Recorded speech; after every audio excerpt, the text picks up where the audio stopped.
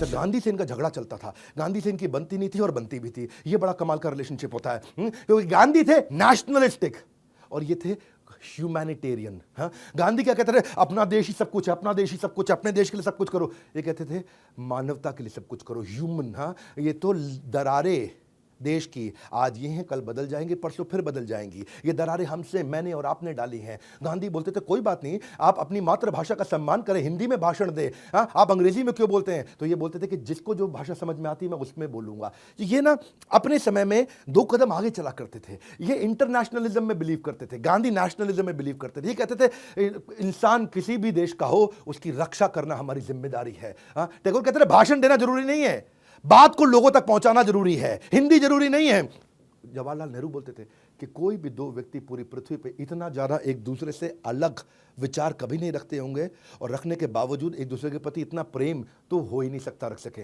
हाँ, ऐसे रविंद्रनाथ टैगोर बोलते थे कि friendship between us is richer because of the intellectual differences between us. हाँ, हम दोनों में वैचारिक मतभेद है लेकिन एक दूसरे के प्रति सम्मान की कोई कमी नहीं है। गांधी बोलते थे चरखा चलाओ, अपना कपड़ा खुद बनाओ। ये बोलते थे हर आदमी चरखा चलाएगा तो देश आगे कैसे बढ़ेगा। इन्होंने किताब लिख डाली द कल्ट ऑफ चरखा, चरखे के नुकसान। ये बोलते थे चरखा महंगा पड़ता है, विदेशी कपड़े सस्ते पड़ते हैं, वो भी ले लो।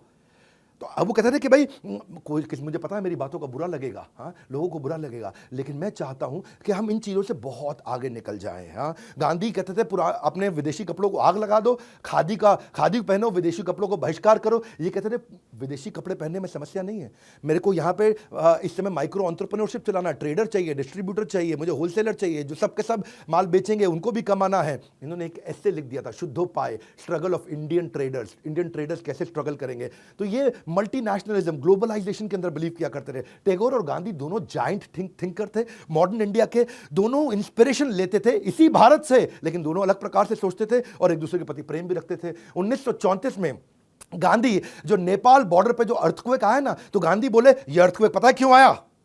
ये अर्थक्वेक इसलिए आया क्योंकि आप जात पात का, अछूत अछूत का भेदभाव करते हैं, इसलिए देवी शक्ति नाराज हो गई है, इसलिए अर्थक्वेक आया। टैगोर खुंदक खा गए, बोले कमाल हो गया गांधी जी, इतना नॉन साइंटिफिक। हाँ, ये छूत अछूत के चक्कर में अर्थक्वेक आ गया, ऐसे थोड़ी है। तो मैं तो बहुत हैरान हूं गांधी जी का पत्र पढ़ के। ऐसा बोले टैगोर कि गांधी जी जैसा पढ़ा लिखा व्यक्ति भी ऐसे गैर वैज्ञानिक सोच रख सकता है। तो इनमें बड़े बहुत बहुत मतभेद हुआ करता था। 1936 में रविंद्रनाथ टैगोर थिएटर के अंदर डांस ड्रामा किया करते थे। एक बार की कहानी बता रहा हूं, और वो अपना फंड इकट्ठा करने के लिए करते थे। विश्व भारती शांति निकेतन जिन्होंने स्कूल यूनिवर्सिटी बनाया था। गांधी एक बार धर्मपत्नी के साथ गुरुदेव का वो नाटक ड्रामा देखने के लिए कोलकाता में गए और गांधी वहां बैठकर के सामने देखे ड्रामा नाटक बहुत अच्छा, लेकिन उन्होंने उनको बोला कि तुम्हारी उम्र 75 साल हो गई, तुम इस उम्र में क्यों इतना मेहनत करते हो? नाटक, ड्रामा, एक्टिंग, लेखन, ये सब क्यों करते हो? अब आराम करो, अपने जीवन में 75 साल के हो चुके हो। हाँ, तो उस पर उन्होंने जवाब दिया कि नहीं, मुझको पैसे की ज़रूरत है, मैं फंड रेज कर रहा हूँ, मुझे ये शांति निकेतन को बड़ा करना है, मुझे स्कूल की पढ़ाई के तरीकों को बदलना है। तो गांधी ने बोला कोई बात नहीं, ये सब मत करो। गांधी ने अपने कई इनके फॉलोअर्स हुआ करते थे, उसमें एक अंग्रेज बिजनेसमैन फॉलोअर, उसको बोल के इनको 60,000 रुपये का डोनेशन दिलाया और फिर इन्होंने अपना स्कूल चलाया। तो गांधी और टैगोर आपस में एक दूसरे के खिलाफ थे, पर जब मदद करने की बारी आती थी तो हमेशा एक साथ थे। और गांधी को महात्मा टाइटल भी इन्होंने दिया, और इनफैक्ट देश नायक का भी टाइटल जो नेताजी सुभाष चंद्र बोस को, वो भी टैगोर ने दिया। और वाइस वर्सा, गांधी भी इनको गुरुदेव कह के बुलाया करते थे। हाँ, कई ऑनर्स हुए इनके नाम पे।